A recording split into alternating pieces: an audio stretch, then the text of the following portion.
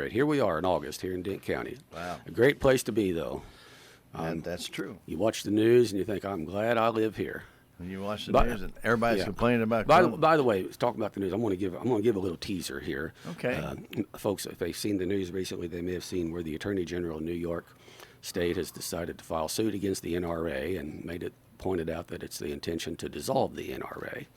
And for those who don't know, NRA is National Rifle Association. So we'll talk a little bit more about that when we get to the end of the program here. But you might say, well, I don't have anything to do with Dent County. No, it has everything to do with Dent County and every free citizen across this country about what's happening in that deal. So we're just going to hit on that a little bit, but we'll get to that. We'll get to that after we get through a little bit more local, direct up right here at what's going on right here, Very up good. close and personal. But anyway, it's a great time to be out and about, and boy, the weather's been fantastic the last few days, hasn't it? It has been. It's been fantastic. But prior to that, though, we had some pretty indulging rains last weekend that did some damage to some of our roads, didn't it? Yes, we did.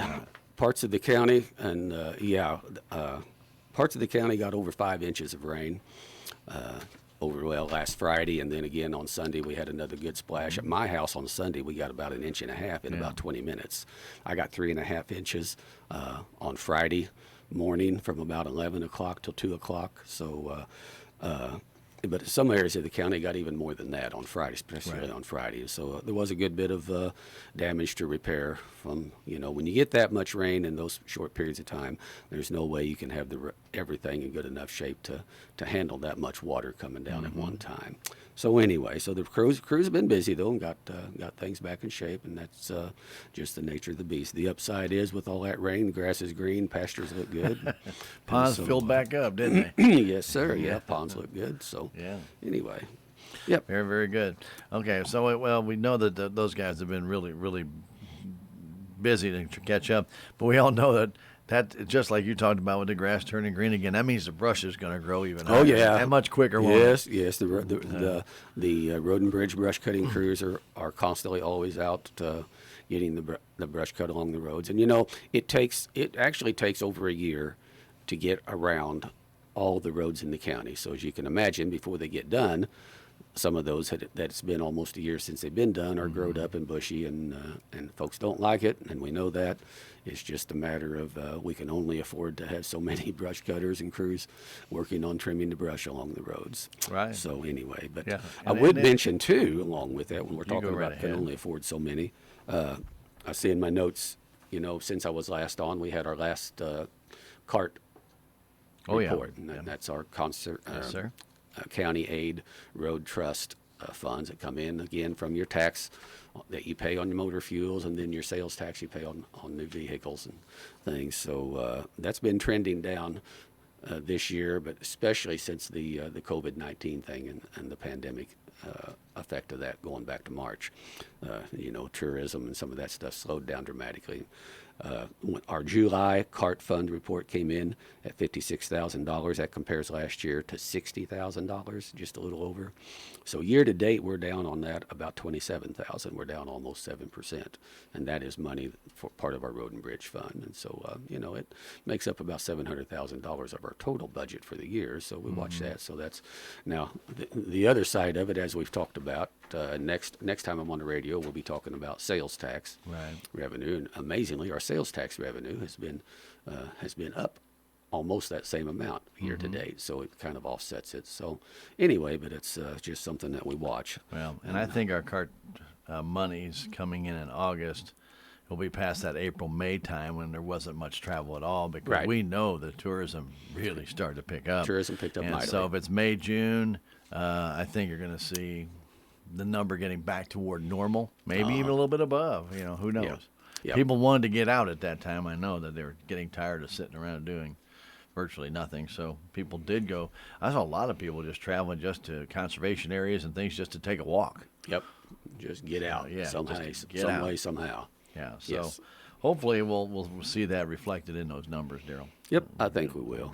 It'll be better. Very good. Better. So anyway, by the way, since we're talking about the effects of the pandemic, got a message just this morning from Kendra Mowbray, director of the Dent County Health Department, and we have no active positive cases in Dent County right now at this time. That's going on 20 days now, 19 or Good- 20. An extended time, Yeah. yes. So that's good news, and we'd really like to keep it that Yeah. way. So folks, I think, are doing a good job maybe of staying away from areas and where there are hot areas of it and things. So, it's a double-edged sword. We want the tourism business. It's good for our economy, but we hope we are able to go ahead and stay COVID-free. So, but at one time, we had 4 active cases at one time that positive tests. So, but the health department, Kendra and her staff have done a great job monitoring that, staying on top of it. And so at this point, as of this morning, we had no positive COVID cases in the county. I emailed that to my friend in Chicago who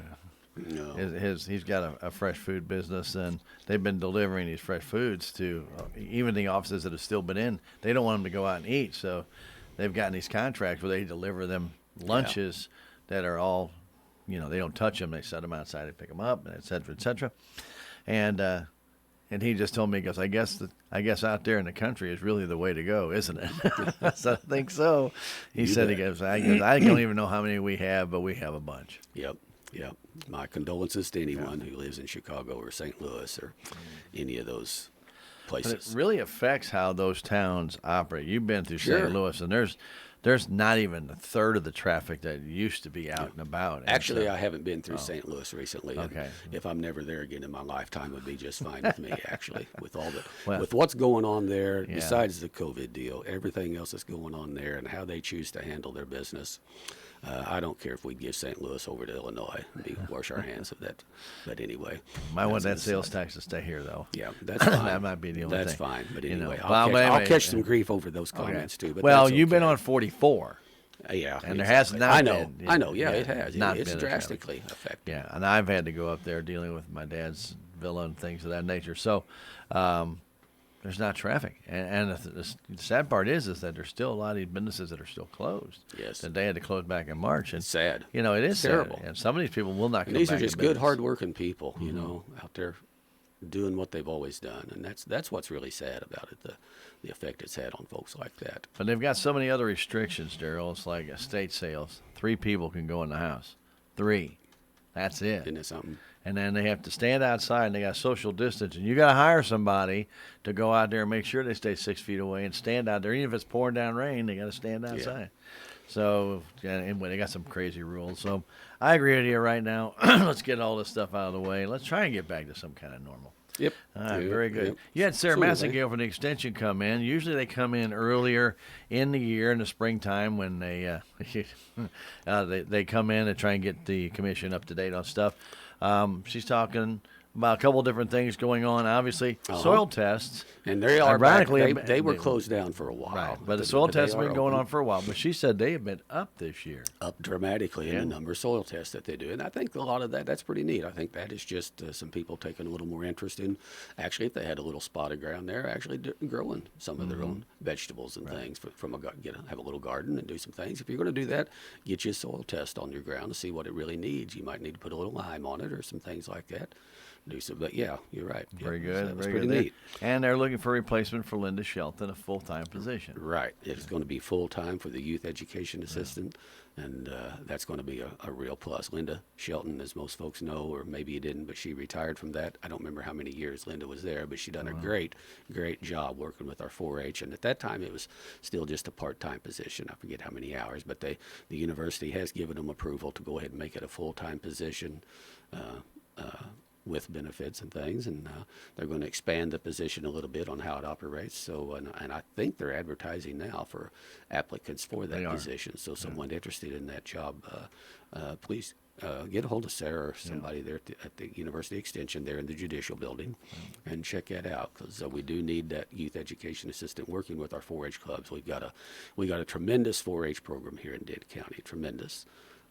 I dare to say one of the best in this entire region and area. I would think so. And they do a great job.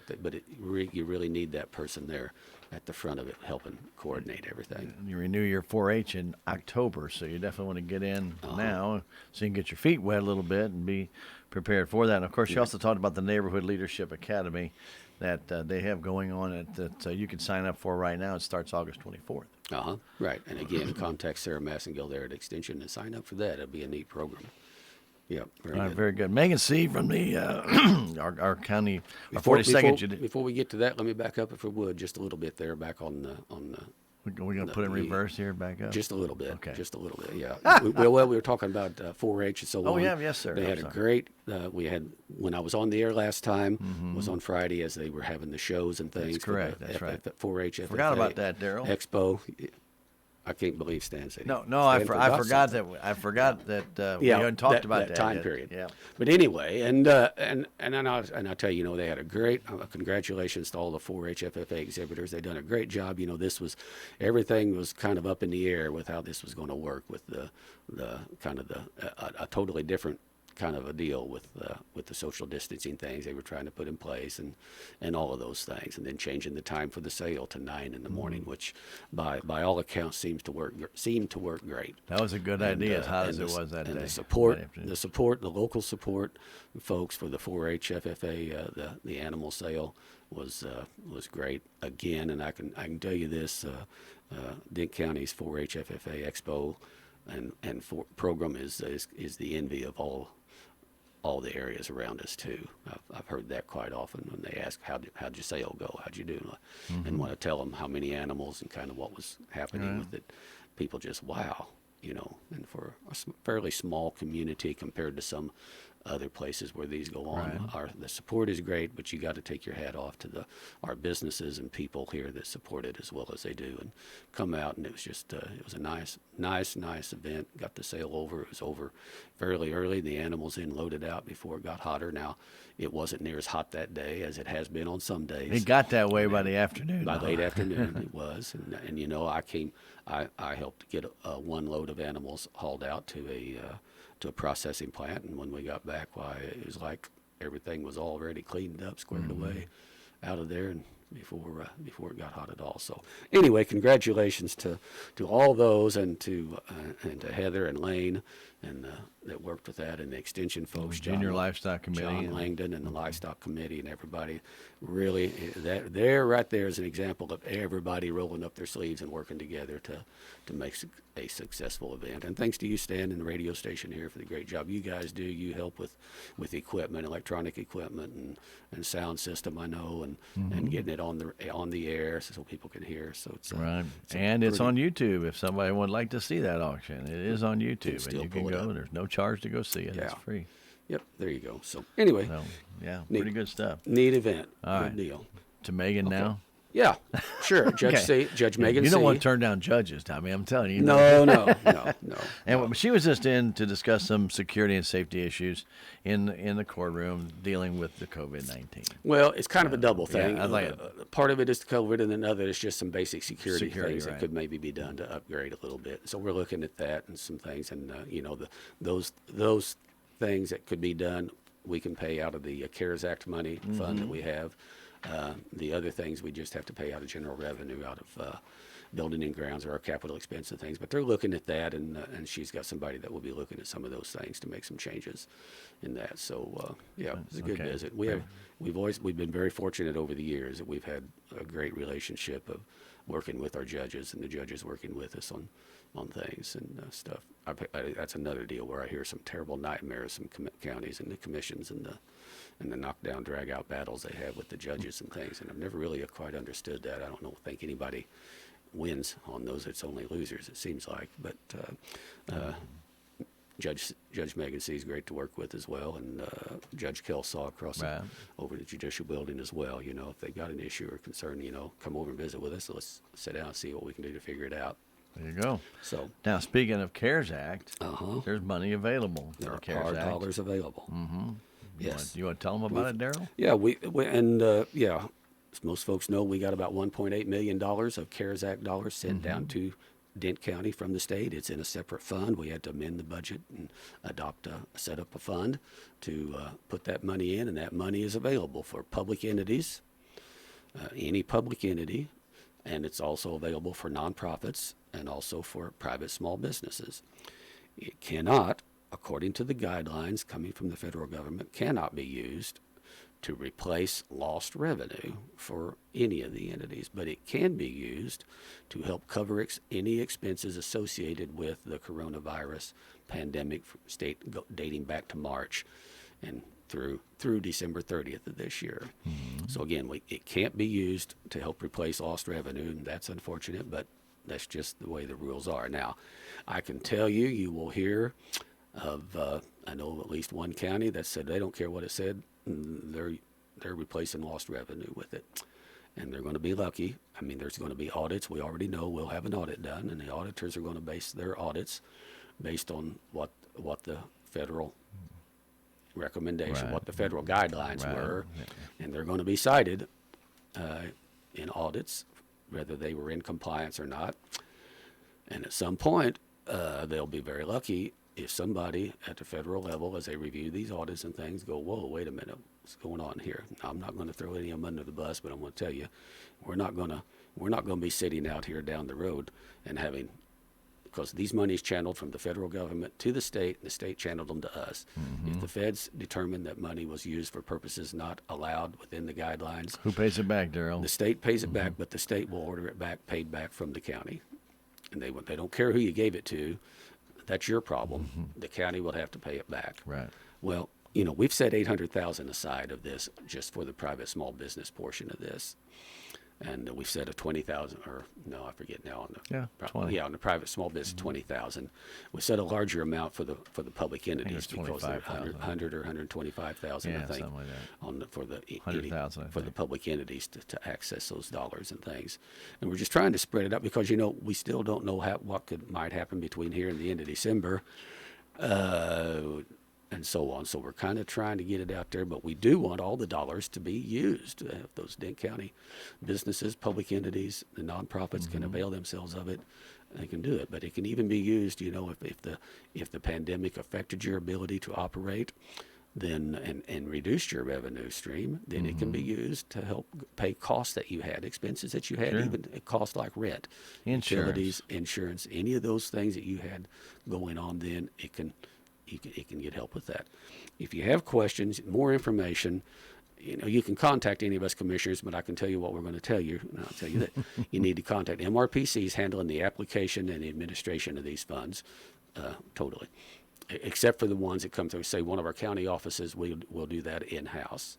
But the MRPC, Merrimack Regional Planning Commission, Kelly Sink, she's a pro, and this is just like a grant is what it is.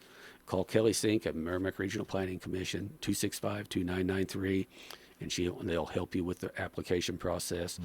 Share with her what it is you're talking about, what you think you've got, and she can tell you pretty much whether those fall within the guidelines, what applies and what qualifies, and they'll help you through that. And we want people to avail themselves of it because it is a lengthy application. Anything connected with government is, unfortunately, I found, but we've been trying as we go along. We've been stepping in and trying to simplify it and making some changes to simplify it as much as we can. And one of those simplifications was you do not have to have a letter from an auditor or bookkeeper that these expenses are due to this. And you don't have to have that. You can use your own QuickBooks or other accounting package that you have, prepare for them. Right. You don't necessarily have to have a paid outside professional prepare these. Your bookkeeping and that. I mean, many of our small businesses don't until they get to the end of the year. Sure. They do. But it does need to be professional. Look, at least in a format that's like from QuickBooks and printed out and things. But rather, Peachtree they don't want a lot of handwritten, scribbled financial notes and things that won't work. That are hard to decipher. It needs to be, and they'll help, but they'll work you through that, and they'll help you through that to get that because they want you to get it. They're not going to say, "Well, your application wasn't good, so therefore we kicked it out." That's not what they're going to do at all. They'll help you get it into the format that's acceptable because, frankly, we have to keep those on file, and then when the auditors come, then they've got to be able to quickly look through them to see that everything looks in order, and they're not going to spend time deciphering them. The auditors won't, trying to decipher what did this application I don't think so. mean. I think it'll be a So that's why there's some restriction. But at first there was, one county had a requirement that a CPA had to fill out all the financial information, and somehow that kind of got translated over and onto some of the other our application. We said, no, wait a minute, no, take that out. We're not doing that. We're not going to require everybody have to have a paid financial guru to do that. And so anyway, we wanted to make it streamlined and make it as easy as possible while still being complete and accurate and meet the guidelines when we get audited for information we'll have to have. But we've approved several requests so far for like the Dean County Health Center, Chamber of Commerce, our schools. Our schools have gotten a good bit. Chamber of Commerce or schools. So folks, keep that in mind. If you're in business and you've had expenses, whatever, Kelly Sink or Eva Voss at MRPC 265-2993, they'll help you through that. Right, and they can even email you what the Sure. requirements are, and then you can go from there and then ask them questions. Yeah, you shoot an email to them. They can. Most of what they're doing is through email, Right. back and forth these days, like everybody. So, yep, we want to get these dollars out and get them out there to people and get them working. So, Very good. Anyway. Now, you and Commissioner Larson attended an IDA board meeting, and there was a nice and Sally Burbridge, Economic Development Director for Salem and Dane County, was there, and there was a discussion there at that meeting a little bit about broadband. yes, And I thought you might just want to kind of summarize that, because I know we're all in the middle of Well- broadband, but there's not a lot happening with broadband right now because COVID-19 has kept people from doing anything. it has, but at the same time, the COVID-19 has really brought it to the forefront Sure. of how badly we need better broadband out Right. here, Yeah. especially in the rural areas. And I can't remember the gentleman's name, but what we did at the IDA board meeting, we had a gentleman who's responsible for trying to help get, the state put aside, $50 million or something like this toward broadband expansion and development. So the state is working on that, and they're working with the federal government. And there's several $billion, I guess, of federal dollars that are going to be available come in October for entities to bid on to get, to use for broadband expansion and laying lines and doing all this work. And it's an ongoing deal. And I know, and Sally was in at our meeting the other day, and a Right. gentleman was asking about that too. And people think, I've had people ask, well, why don't we give, this company or that company, a few $100,000 or something to go ahead and run some. We can't do that. The county, we can't give a private company a bunch of money to do something. That's by statute, we're prohibited from being Right. able to do that. We can't use public funds for the benefit of a private company to make money, and that's what they're now. The state can through their programs, and the federal government can Sure. through the Department of Economic Development, all kinds of different ways they have of doing that. And so we've been working in that arena to try to get more of that done. We need more federal help in getting this done our co-ops would be a great avenue to get this done if enough money was available. We were at a meeting back last year with Intercounty at that time, and they said they'd estimated it would take $80 to $120 million for them to do their entire area provided. Well, that's, you say $80 to $100 million, and that it's hard to wrap your mind around what that is. Well, the state last year earmarked $50 million for the entire state to help get more broadband out there. So you can see if $50 million for the entire state, and yet right here for one small area, Intercounty estimates it take $80 to $120 million. I haven't heard the latest figures, and we want to visit with them some more about that. But at any rate, at our Industrial Development Authority board meeting that Commissioner Larson and I were at, we had a gentleman there, and he was just highlighting again what they're trying to do and how much they recognize the need, and what they're working on trying to get these dollars out and identify where dollars can go that will get the most bang for the buck, and some things like that. So I know Sally's been focusing on that. I'll be president of our County Commission Association of Missouri next year, and with our County Commission Association Board of Directors, that is always a hot topic, and it's one of the things that we're always talking about when we go to Jeff City, because that's part of what we do is go to Jeff City a good bit, especially the officers of the association and our Board of Directors. Go to Jeff City a good bit to talk to the legislators about various things going on there, but that's one of the chief things that we focus on is getting better broadband in our rural areas. And as the director, chief executive officer of Callaway County Electric Co-op told us at a meeting I was at a couple of weeks ago, he said they done decided that the philosophy is if you ain't got broadband, they ain't coming. That's and right. he was talking about business, and that is exactly right. So they've expanded out into, they've got their own broadband initiative going they call Calabyte. That's Callaway County, but it's Calabyte.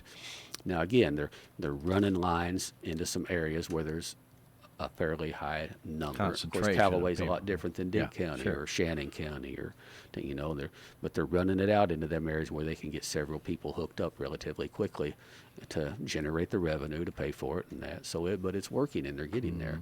Our for South Missouri, it's even a little more difficult because quite frankly, it even costs a little more to run that line, to get that line if you're going to run buried line. And and then there's talk about the technology out there. So much of it is changing so fast. Is at what point is buried fiber optic cable going to be obsolete, and it's going to be something different It'll be through satellite. Yep. And then you might be left holding the bag of a lot of debt for burying cable that. So I understand, man. It's a tough issue, and we're really at the stage. Some of this is kind of like we were in the '30s when we were trying to get I wasn't around, but I hear I'm going strictly on hearsay here. Yeah. But it's like what was happening when getting the rural areas electrified, the rural electrification program that happened, and that happened because the federal government then did. We all like to beat around on the federal government or state too sometimes, not county though. Leave county government. Well, we don't want to do that, but we all like to beat around on federal government. We don't like they do this or that, but. The federal government stepped in and decided, the rural areas were going to need to be electrified, same as the cities, and they put the rural electrification program in. That's how we got co-ops, good co-ops like Inter County were formed then to serve an area and access those dollars, and we got electricity.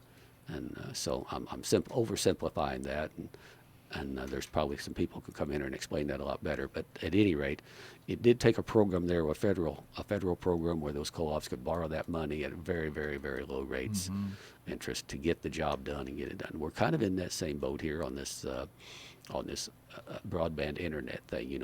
The more populated areas have been picked off by the companies that can make money because they're out to make money. That's right. They're not out to lose money spending millions of dollars to running cable with very few customers to serve, and so it's a tough deal, but we're working on it. I know somebody says, "Oh, how come you haven't done something about this broadband internet deal?" Well, we are, but in the scope of what it'll cost. Well, a lot of hurdles in this area as well. People think, Sure. Well, the people are spread out, but your biggest problem, one of the biggest problems is the Mark Twain National Forest. They do not allow towers. They do not allow burying. You can't do anything in there, so you got to have the highway right away to build the tower on to get access out to those. And we know that, Darrell, in the middle of our national forest, we have private individuals that live out there. They're not going to be able to get it. There's no way they can.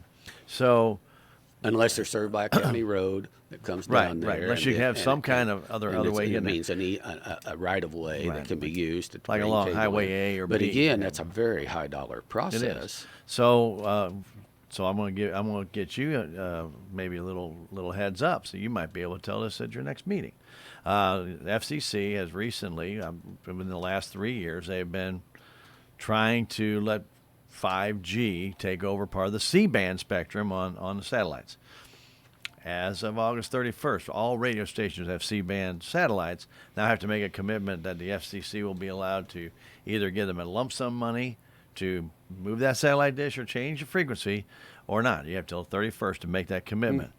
After that, they're going to start opening that spectrum up to these other systems. And that's when I think you're going to start to see a lot more satellite come in. It's not going to take away fiber optics because they've already said you can only have so many come off one satellite. So it's just like if you're at home and you're on the internet and your neighbor's on the internet and everybody else is on the internet, it slows it down. Right. It's be the same thing with a satellite dish, but it will at least give access to those people out there a much faster speed than what your Usenet is or something of that nature. So it's about 2 years off.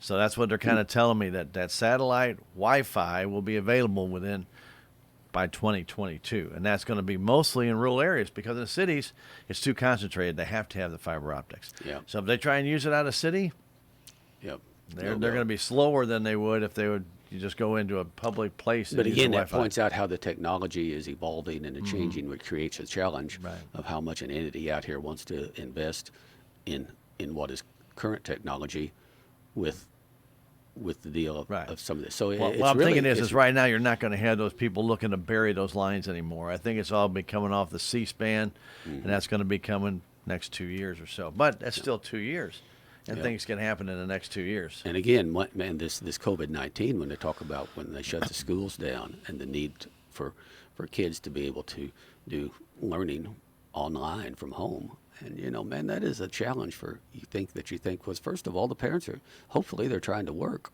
and where are the kids going to be learning? And then you even got the issue of if you got a family of 3 or 4 kids at home and they're in different grades and Different schools. trying to learn. Well, Yeah. I mean, if they're trying to learn from home though, in a computer system, many don't have decent broadband at all.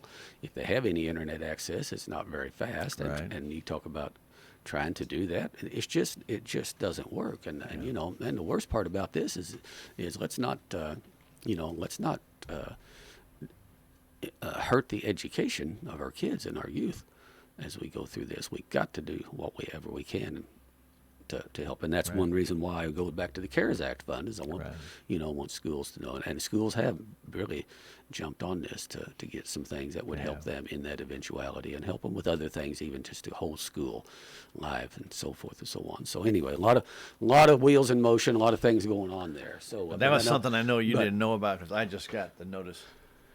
I'd heard there was Wednesday. something going on that particulars. You may have to share that detailed information, what you learned at our next commission meeting, for us kind of update on that, because Well, it is good stuff. I'll bring in what I got. If you would, that would be great. Because again, it's and Sally Burbridge, Salem Department Economic Development Director, and we're really glad to have Sally for all the various reasons. And the county made a commitment, and it was a priority of mine for us to be involved in the economic development and help the city with this. And so we partnered with the city to help with salary, to provide a salary to get a good person like Sally in here. The Dent County Industrial Development Authority Board as well is doing that. And so, but at any rate, it was a really good meeting we had with the board that evening on with the gentleman from the state on what they're doing as well, and looking at this and trying to find the most underserved and most challenging areas to get service to, and so on. So it's an interesting time on that, but there's going to be things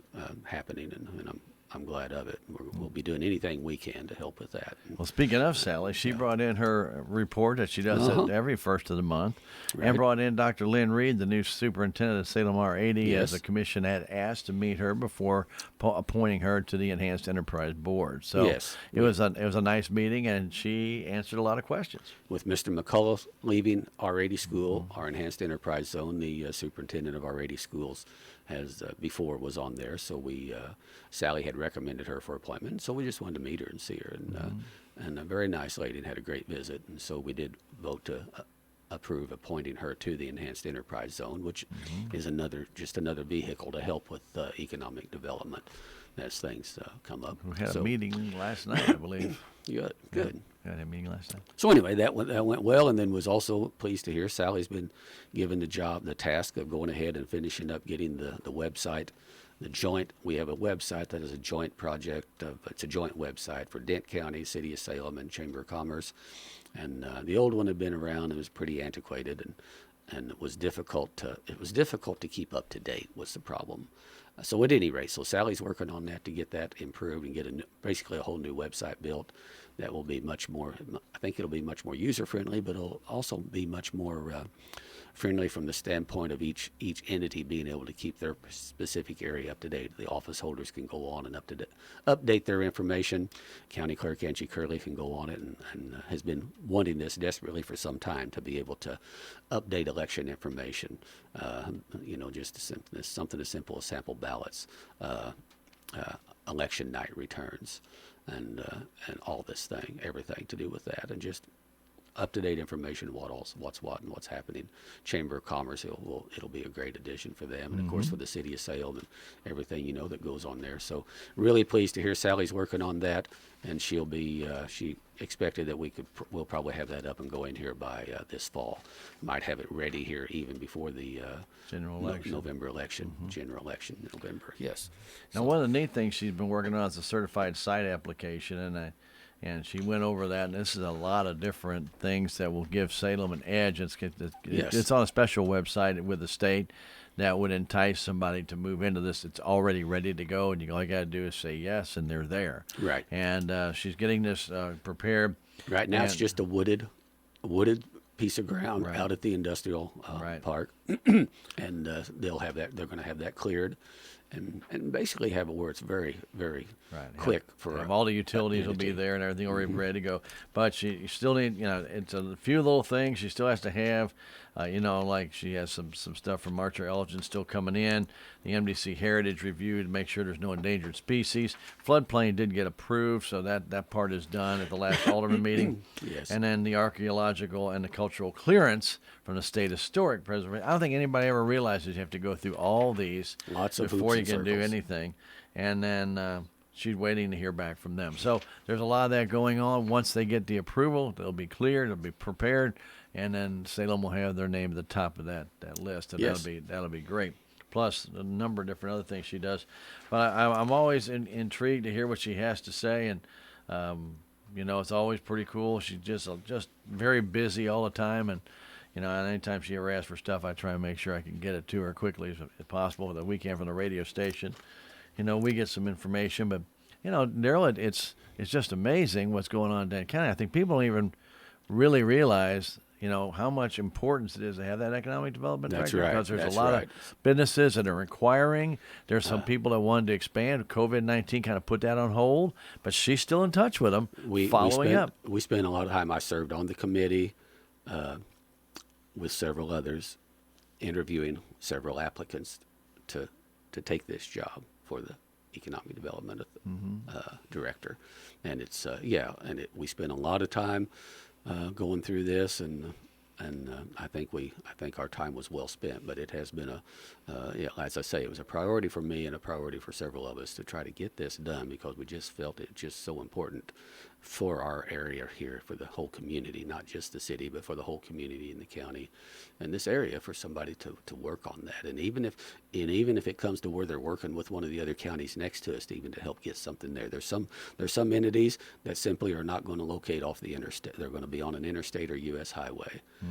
But as you know, we have lots of folks who work at entities, businesses, the Walmart distribution center, the new Fort plant Leonard Wood. over We in have Rolla, people will go away at to Fort Leonard Wood. All of those things factor in. People love to live here, and they don't mind to drive a relatively short distance to work, if that's the case, which is why we also work on trying to get our highways improved and all of those things, get some shoulders added. And it all works together.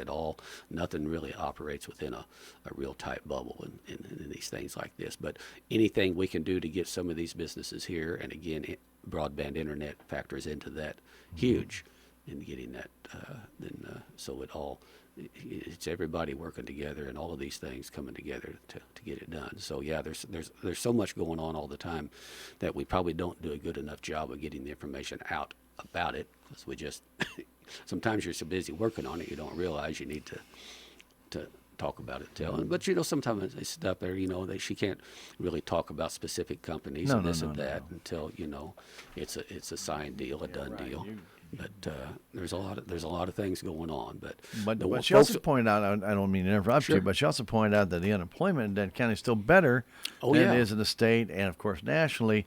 And a lot of that is because we don't have the coronavirus that's widespread in our area. Right. Didn't shut down a huge factory and so forth and so on. Thank goodness again. So yeah, we're very blessed, and glad I live where I live. Yep. Further out the better, right? Now, one of the things that you said about money being well spent, and of course, I think everybody will agree Sally has done a tremendous job, but also the jail project, the county, and I remember when all these discussions were going on, hired a construction manager company basically to make sure that everything was done right and correct, and had somebody on site. And when the numbers came back here, when Nick Smith came by and gave the county a report, Darrell, I don't think anybody could have been more pleased. I know the commission was pleased. Well, we've but I been think, following it as we go sure, along. but Yeah. I mean, the final numbers are coming in now, Yeah. almost the final numbers, and the way it looks, Darrell coming in under a revised budget. You had to make a few changes, but way under, I think, what people thought this project was going to cost. And there's just money is right now still there. It's nice to have some money there, but We're coming in about 112,000 so far, but there's still some dollars to come right. out to finish He up said the it'd deal. be about probably 75 to 100,000 under under budget. budget. Under budget. Yeah, I'd heard rumors. Some people probably for some political advantage somehow were trotting around saying that we were $6 million over budget. It's just absolutely ignorance. That's all. Sorry, that's just the way it is. No. And it's people. And you know, the interesting part, Stan, is you hear some of these things coming out from people who've never ever been to any meeting. We're never at any meetings when the jail was being looked at, when the planning stages. We're never at during any of it whatsoever. Yeah, but they went to the cafe, Darrell. And then next thing you know, they're sitting somewhere, and they're sitting somewhere in a cafe or in church telling people that, oh my goodness, they're $6 million over budget, and it's just stupidity. And you know, unfortunately, that you know, we live in a free society, and they're free to spread their ignorance around sometimes. But at any rate, but no, we're it's right now it's about $112,000 under budget. There's a few bills and some odds and end things that we'll be finishing up and doing. It'll pull it closer to right at the budget figure, but we're still got over $1 million of bond funds available Right. at the bank. That if there would be something come up that we'd have to amend the budget to account for. So it's coming out real well, and I'm very happy. Very happy to be there. But it's And also said- a nice. and It's the nice. sheriff was. Yeah, it's also a nice footprint, though, as you talked about possibly expanding this to add that courtroom. It's a nice start to have that $1 million there if everything is finished with the jail. Oh yeah. You know, it's yeah. a nice buffer to have already Yeah, there. yeah. There's going to be we got that sitting there, and I know that the sheriff was over when Nick Smith was there. And you know, you talk about we hired them. Almost every jail project I've seen that's going on around the state of any size has had a construction management firm of some kind that you hired to be there on site all the time. And some counties it's worked well. This firm, I've never had a bad recommendation come from any county that used this firm, Septagon. Nick Smith and Septagon's always been very highly recommended from counties that have used them for these, and we understand why now. They had a guy here, Dwight Ramsberg, lived over. They hired him special to just sit here, basically just sit right here at Salem, and this was his baby the whole time, and he was here every day coordinating with the contractors what was happening, what was going on, what's a problem they see, what do we need to get the architects involved in and engineers to see, because you know these things don't just everything just fit as neatly as a jigsaw puzzle. There's always different Always things, something come up. and they worked with them to get this looked at and things, so it worked great. And he kept the So- commission up to date. Oh yeah, Every week he'd come in and give a Yep. report. Yep, or call or something Yeah. about, hey, what do you think about this? And you guys, because this is where we're going. This is what's going on here, and so worked really smoothly, considering even some of the weather challenges we had at the start, because they really got started, you know, in September of what was it, September of 18. Worked all through last Sure. 19, and we had some real serious weather challenges at first, trying to just get the foundations and all the various things done. But back they there got in through that it. February, yeah. Got it. Good job done. So, But it was a good complimentary discussion both ways. As Nick Smith said, it was a pleasure working with the Dent County Commission, Sheriff Wells, and really everybody involved on that side. He said they had a lot of good quality contractors, and people are ready to stand behind the warranties that they give. And so, you know, when you get that cooperation, it makes it sound like, I mean, everything was good. But I remember when the discussion was hiring a construction manager, Darrell, there were people that said, don't do it. It's going to cost too much money. yeah. Well, they know they're a good investment. Is that part of that Good cafe investment. crowd again? Yeah, probably so. Yeah. So Well, but anyway. I mean, in all honesty, and Nick was a great guy, and Shive Hattery has done a really good job as well. Yeah. We're They're overall we're very architects. pleased. We got so anyway. So you know, the sheriff mentioned he came over, you know, and he mentioned that sheriffs from I think 3 or 4 counties around have all been over, and really impressed as well that we really have the best, most up to date, state of the art jail anywhere in the whole region and area. So And you have something that most jails don't. where they can scan the body scanner. The Yeah, body so, scanner. I think there's only three of these. Three in the Missouri. Three of these machines in the state. Yeah. It's a full body scanner that we get a prisoner and they can find out for sure. You folks listening, you would not believe sometimes what people will do and where they'll try to hide things within their body to try to sneak it into jail with them. It's just the most very eye-opening. Won't go into any more detail than that. But anyway, but we can walk them through. They can just be standing there in their clothes, but it's gonna show if they got contraband somewhere. Sure enough, it's Very good. Interesting. Yeah, and Bob's opened that up to other counties around us that if they have a prisoner that they have an idea might be trying to smuggle something in, just walk them through. They can come over and walk them through, and they'll check them out. They'll know. Yeah. So anyway, very glad to. But that also shows the cooperation between Dent County and our surrounding counties. And, I think a lot of people always try and make it out that there's this animosity between these counties and different things. We've heard about animosity between city and county, and that they've worked well together. But, that goes back to that coffee shop. And by the way, let me make a pitch in there Sure. and thank the city of Salem, too, because the city of Salem was great to work with us throughout this whole process. We really needed Iron Street down through there, basically turned over to the county. It was a city street, but also down on the lower end, Water Street used to go all the way through. Right. And they deeded that over to us so that the footprint could extend over in that area, because really where Water Street used to go on through is where the Sally Port is for the jail, where they bring them in and then come right out the other side.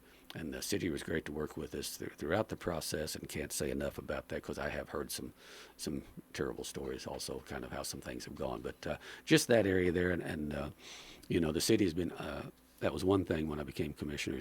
There seemed to like maybe be some rubs for some reason of some kind constantly with the city and the county, and not a very good relationship there sometimes, and that's too bad. And just like us doing getting this website going ahead and put together, it's been a great project. And Ray and the alderman, Ray Walden and the city alderman and all of them, and the mayor have all been great to work with. Of course, the mayor for the city of Salem is also our emergency management director for the county, besides fire chief. So it's a good thing Brad's got a head that'll hold several hats, because he's got several. But at any rate, the relationship's been good, and it's just really a benefit to all the citizens if everybody will work together, because nobody wins when you're fighting and scrapping. Once in a while we've had a little difference. We've had to get together and work it out, and I've found that the reasonable people can work about anything out and move on. So, yeah, it's been good and worked out real well. And it's always good when everybody works well, and at the end of it, everybody's walking away very satisfied. Well, you'll accomplish a whole lot more working together than you will everybody trying to pull their own separate way. Darrell, you trying to say that? Yeah. Well, if you ever watch the old westerns, the old Death Valley days, and watch that 20 mule team hitch. That's why there's 20 mules hooked to that thing rather than one mule pulling one small wagon. So you can pull a bigger wagon if everybody works together. That's right. Just tell them to keep going down there. What's interesting to me? There's always one horse in that 20 mule team hitch. And I've got to explore that a little more, but I know the horse people will be very proud of what that is. I remember that was actually something we learned in history. Why that horse is there? It calms the mules down or something? Yeah. I don't know. But I had never heard that until recently, that in the 20 mule team hitch, it always had at least one horse as part of the team. So kind of funny. Anyway, well, maybe you should go watch the old Mule Train show. Yeah, they used to have. Yeah, don't know about that. Yeah, it was an old show called Mule Train. I remember that. My dad used to watch it. You're older than me, Stan. Yeah, well, it was the late 50s, if it was anything. It's tax rate time, Darrell. Yes. The county clerk, Angie Curley, she did report that our assessed valuation, they have to arrive at what that is every year. The assessor gets those figures totaled up. The new assessed valuation went up by about $566,000. And so it's based on the assessed valuation now. All the various entities can have their tax rate hearings, to schools and everybody, to set their tax rates for the coming year, and again, based on your assessed valuation. So the tax rate hearing for Dent County will be August 17th, 2020, and that'll be at 10 a.m. Provided the state gets the information out, which they're behind 3 weeks. Yeah. So they're normally out by July 27th, and nobody has them yet. Nobody. Schools, fire district, nobody has them yet. So I'm hoping we have it by the 17th. Well, well, we'll have everything we need to set ours. But you have to have their recommended rate, their recommendation for your rate. Yeah, well, Yeah, that's what you have to have. So yeah, anyway, we'll have it. We'll have it. I'm hoping we do. No fear. 'Cause I'm thinking it's got to be in by the 31st, and you're really putting a lot of pressure on people. And I know the state has told people to work from home, but sometimes you got to go in the office and get this stuff out. Right, get it done. It's Yep. enough of this working from home, which is fine if you can do it. If you're in a service industry and you can work from home, or I think I heard today that Zillow's going to do it. Well, yeah, you can do that from home. I'm not sure you can get out tax rate information from home. Yeah, yeah. Might be a little It difficult. might be a little bit hard. So, We'll have it. I'm willing to bet. Yeah, I'm sure we will. Anyway, So, also but that'll be for 4 different rates, four different from funds. the county. Yep, the road and bridge, the general revenue, the Senate Bill 40 board fund, and the senior citizen service Service fund. fund. That's the ones we will set. Right. Yep. Yep. Very So good. now the Senate Bill 40 board, Yep. the senior citizen board, they have their own board who will look over their assessed valuation, look over their expense deal, and they will make a recommendation to the county as to what they want their rate set at. But Right. those are And I don't ever remember the county changing that. So, no, and Not those that are I can those are remember. really really small amounts anyway. Like so anyway. I will mention also the county clerk, Angie Curley. I mentioned she gave us that information. Angie also serves on the board of directors of our health insurance consortium that Dent County and several counties are a member of. And so she did report that she went to a board meeting of the consortium up in Jefferson City recently. And the consortium is sound, continues to serve us very well in providing our health insurance at a reasonable cost across the region and for the county. So anyway, was glad to hear that. And of course, we had an election. I had an election. Yes. And so congratulations to all those who won. And of course, some of those races were decided by the election Tuesday. Now others still have races then, and the general election coming up in November. But had a pretty good turnout. Had a voter turnout of 41.8%. I think 41.87 maybe, or something, but almost 42%. Which, when you think about it, though, man, less than half the voters that are eligible even turned out to vote. So less than half the people eligible make the decision as to who's going to do what. Yeah. So that's kind of, 40% is a pretty decent turnout as you look at it. It'll probably be higher, I would suspect, in the November election coming up. And so anyway. Yeah, and the only thing bad about, this is a primary, so the only contested races were on the Republican side. So Yes. yeah, if you were a libertarian or whatever, and you didn't have anybody, you didn't have to vote for somebody because they're already in. Right. They will be in the November election. So you didn't have to even show up. And I think Right. that's always why those numbers are down a little bit. Because if you don't vote for now, had there been a few Democratic races too, I think that would have been closer to probably 55 or 60%. Might very well have been. Yeah. Yes, you're right. So anyway, but congratulations to all those. And be watching things then and be ready to come and vote in November because a lot of things hinge on how these votes Still go. don't know how we're going to vote in November yet, though. Right. Yeah. So anyway, that's all I've got as far as on all of our stuff. That's it. That's all I've got. I as mentioned well. earlier I was going to talk about something though that I seen. About NRA. Seen NRA. Well, I seen on the news here where this Attorney General in New York and has decided to file suit against the National Rifle Association, the NRA.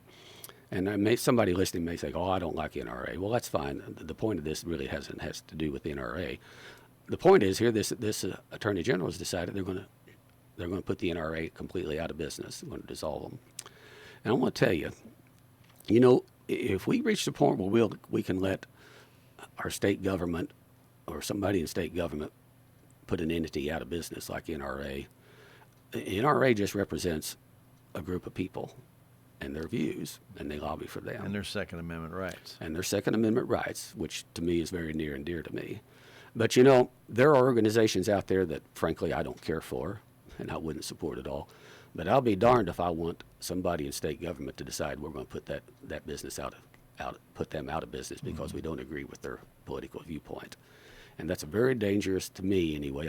We're getting maybe off track, but again, this comes back. This affects everybody. I don't care whether you like the NRA or you don't. You've got somebody, I'll bet, at Jefferson City that lobbies on your behalf for something that's important to you. And there shouldn't be, we can't have people in a position, a state or federal level, who could step in and maybe just simply dissolve your favorite organization because it just doesn't happen to jive with their viewpoint. Right. And this is a dangerous thing that's happening here, and I hope folks will watch this and pay attention, because that's what they do when you're talking about communism. That's what they do in communism, is they eliminate anybody who opposes especially their with line gun of rights. thinking. That would be the first one. That would be a good first one. But again, that's a favorite of mine and a pet of mine, and I've been a member of NRA for years. But still, whether it's the NRA or AARP or whatever you have, I mean, I'm a member of Farm Bureau as well, because Farm Bureau does a great job of lobbying on behalf of rural issues. And somebody said, well, I don't like Farm Bureau supports this. Well, you don't get into that.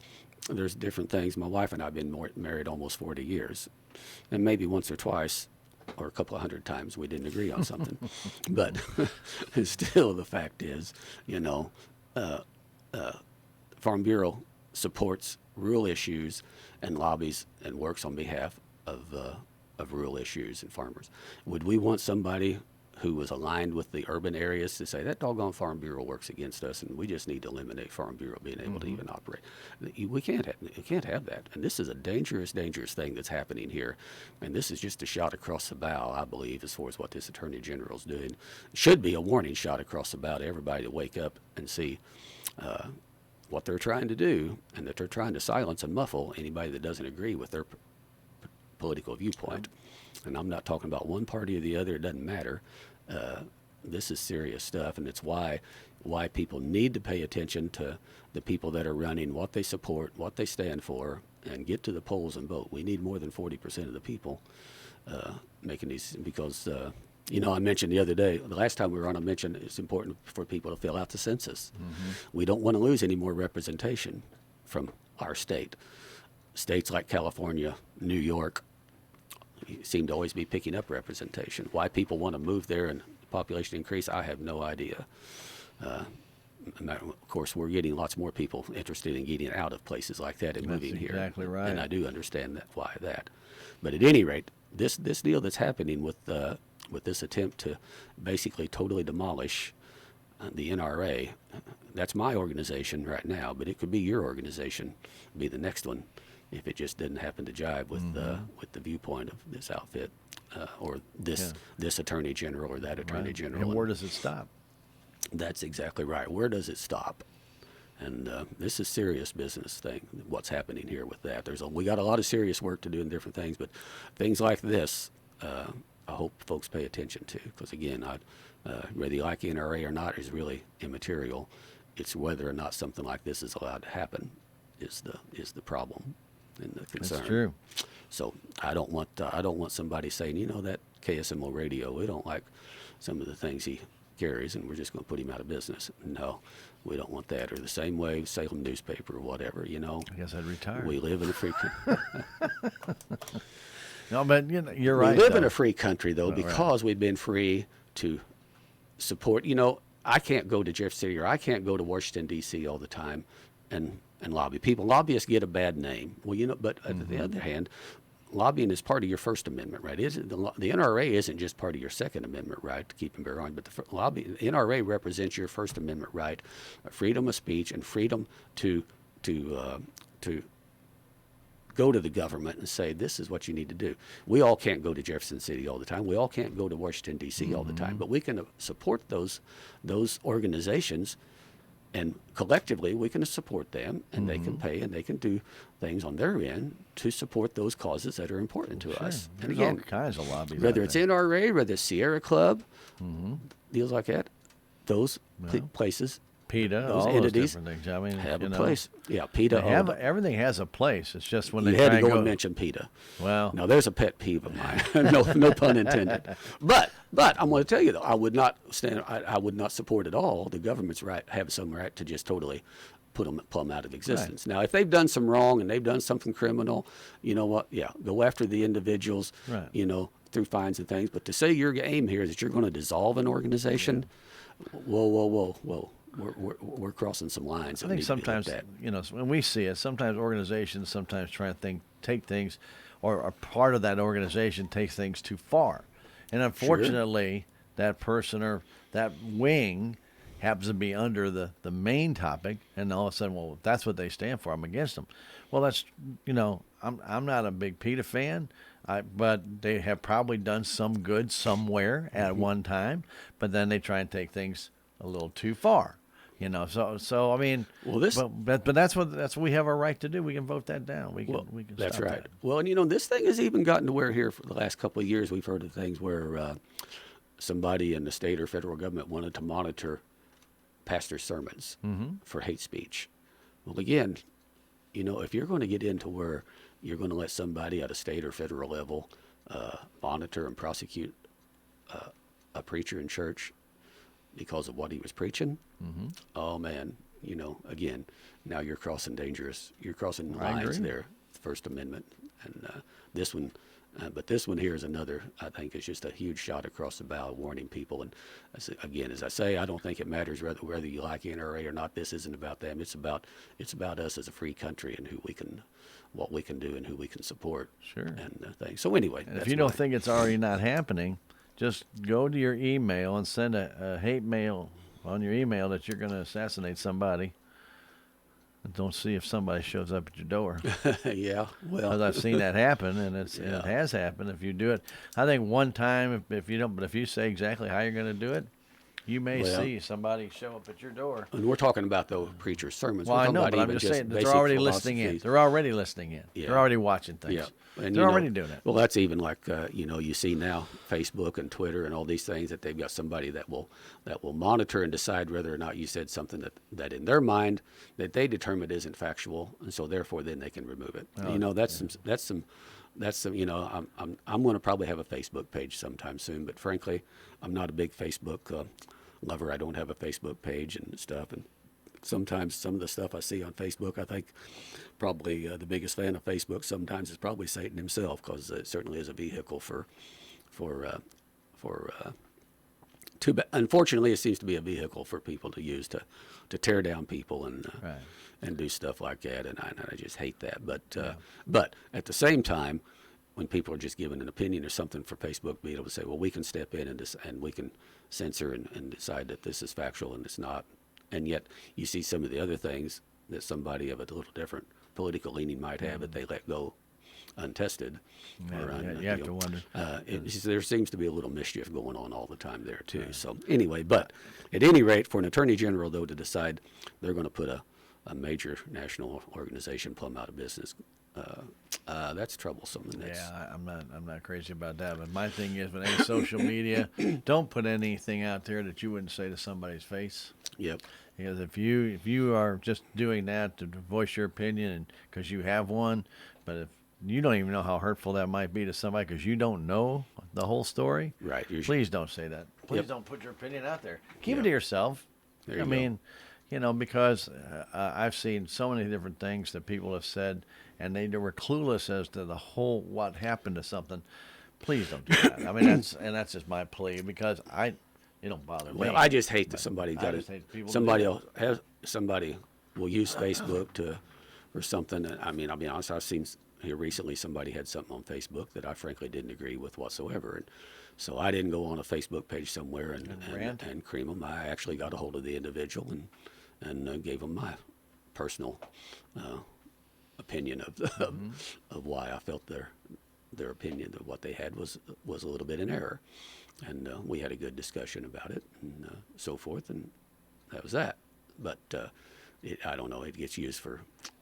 Anyway, I'll have my own sometime, because I know it seems to be the social media norm and everything, and I appreciate all the time have somebody tell me something they seen about my daughters and my family and my grandkids, and they seen this. Oh, well, I don't know what they're talking about because I don't Facebook and I've never seen it. So I'll have to get one and I'll do it. But all right, very good. Well, we had 3 weeks to talk about this time. We'll have 2 weeks next time, Darrell. Just 2 weeks. Yeah, we'll just be on the air for about 15 minutes probably next time. No. Anyway. That ain't gonna happen. Anyway. Well, anyway, that wraps up. That's all my story for this week. Okay, sir, and you're sticking to it, right? Yep. Very good. We want to remind everybody this program is not paid for by tax dollars. Darrell pays for this out of his own pocket. All that opinion was mine, and I paid for it. There you go. No political contributions or any kind for that either. Nope. But we do want to remind everybody that we always do this program every first and third Fridays now. And we do also put this on our YouTube page afterwards so that if you missed the program, you can always go back and listen to it and hear what Darrell has to say about the NRA and about this Attorney General out of New York. Or any other organization that somebody... Or basically about what you had in your county all week long. And yes, the last couple of weeks, actually make it 3 this time. So I want to thank Darrell for doing this. We've been doing it a long time. We really appreciate our listeners who do listen in. And Darrell, thank you again for providing us with all this information. You're very welcome, Stan. I appreciate the opportunity. I hope folks learned a little bit more about what's going on here in the county and so forth. And I do appreciate the opportunity, and I do appreciate comments and feedback I get from folks that have heard the program. We will be back in a couple of weeks. Until we're back here, I hope everyone will be safe, happy, healthy, and God bless each and every one.